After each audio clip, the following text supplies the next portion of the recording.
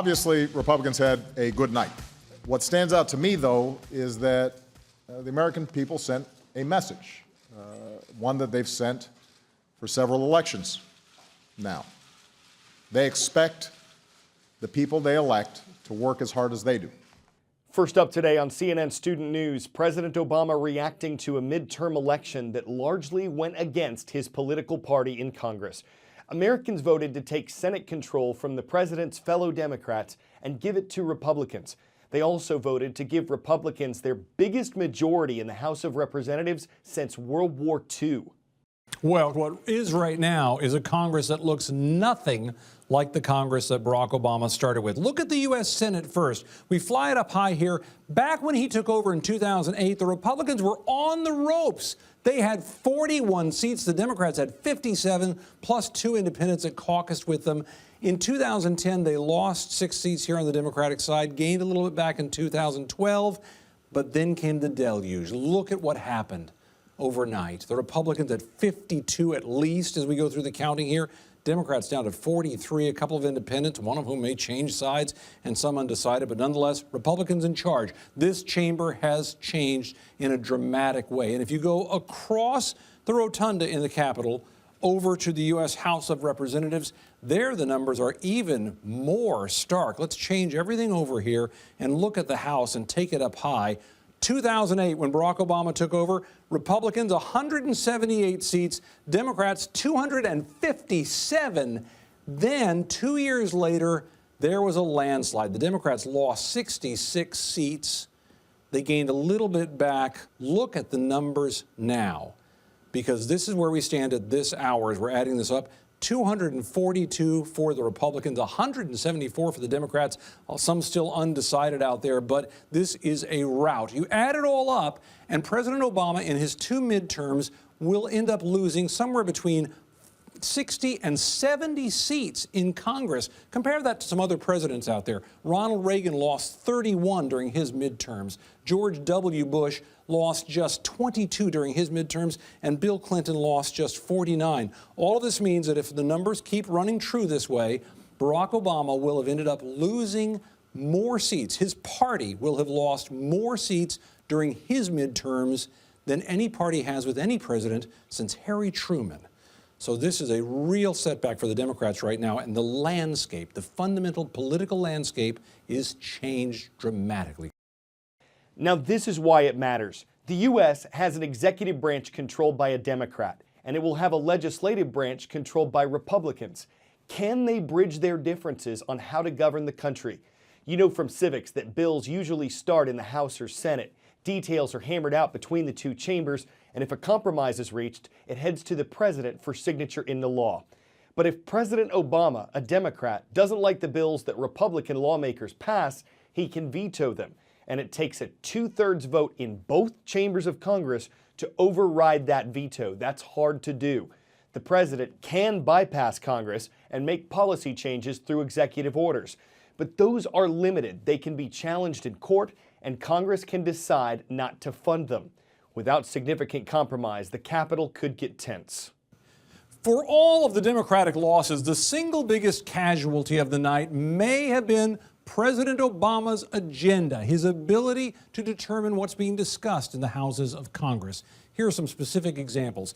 After the Newtown shooting, there was a lot of energy in this country for new gun control laws. The Democrats could not turn that into passable legislation. It is very unlikely that emboldened Republicans will now give the president any kind of other shot at that. What about immigration reform? Democrats and Republicans have constantly disagreed on how that should be managed.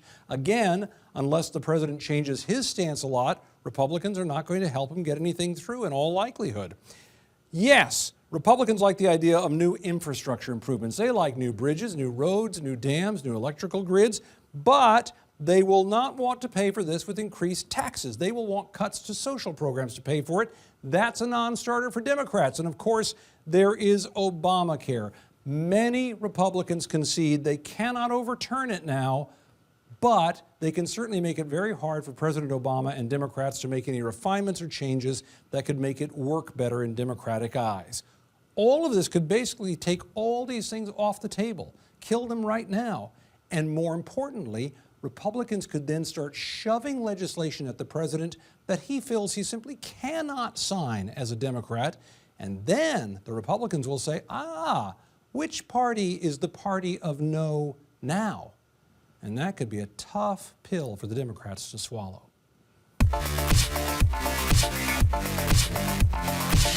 Why are old school pirates always depicted wearing an eye patch? Well, they are not alive to tell us. But a popular theory has nothing to do with injuries from sword fights. If a pirate had to move quickly from topside to below deck, from bright sunlight to near total darkness, keeping one eye covered would keep that eye accustomed to low light, making it easier for him to see without having to take the time to adjust his vision. It's not documented in history, but it's not hard to envision. Plus, it's random. This is a cat, and he's feline, all right. But the term cat describes much more than this. It includes any members of the family Felidae: tigers, lions, leopards, cougars. And there's a place in Texas that rescues big cats that might have been abandoned or abused, or maybe they came from zoos or circuses after retirement. What's it like to care for them? My name is Derek Cron, and this is what it's like to work with big cats.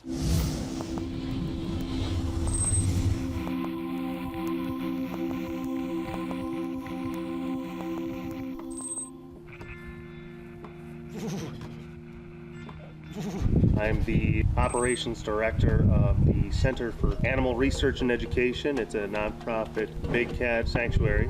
As of right now, we've got 41 cats, mostly tigers. We've got cougars, leopards, lions. We live here on site with our family. I mean, they're basically in our backyard. I'm normally surrounded by all of these cats. Go back here. Oh my goodness, oh my goodness, oh my goodness. Hi. I thought that the lifestyle that I was leading here was very interesting, and it could be very relatable to a lot of different people. What really set everything off was when I started vining, and I started just taking 6-second clips of the cats.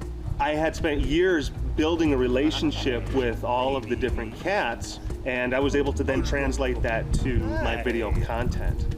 Hello.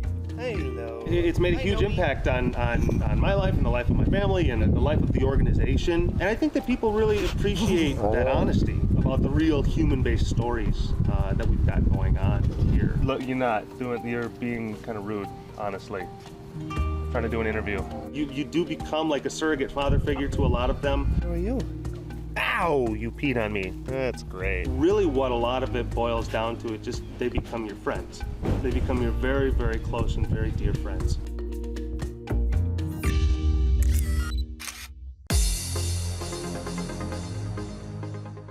On our transcript page at cnnstudentnews.com, we are getting thousands of roll call requests every day. Thanks to all of you for your patience. We're going to start in Kaohsiung today. It's in Taiwan, and it's where we're on in Kaohsiung High School. The Centennial State of Colorado is next at Monte Vista Middle School in Monte Vista. Hello to the Pirates. How are you doing?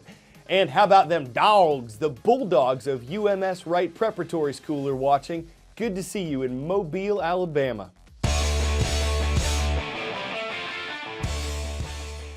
Apparently, some researchers thought that the cameras in the March of the Penguins just didn't get close enough to the birds. So someone invented this. It's a remote-controlled penguin rover. It's got mobility, it's got cameras, it gets really close-up views of the animals. Now, you might be asking why. Researchers say that penguins are less stressed by rovers than humans, that their heart rates are lower, so the camera can get closer. Now, you might think it's for the birds, but for scientists with the funding, it's a penguiner. It's a really big deal. It makes the flightless more frightless, wondering what'll they think of next. I'm Carl Azus, winging it for CNN Student News. Tomorrow's Friday, and you know what that means.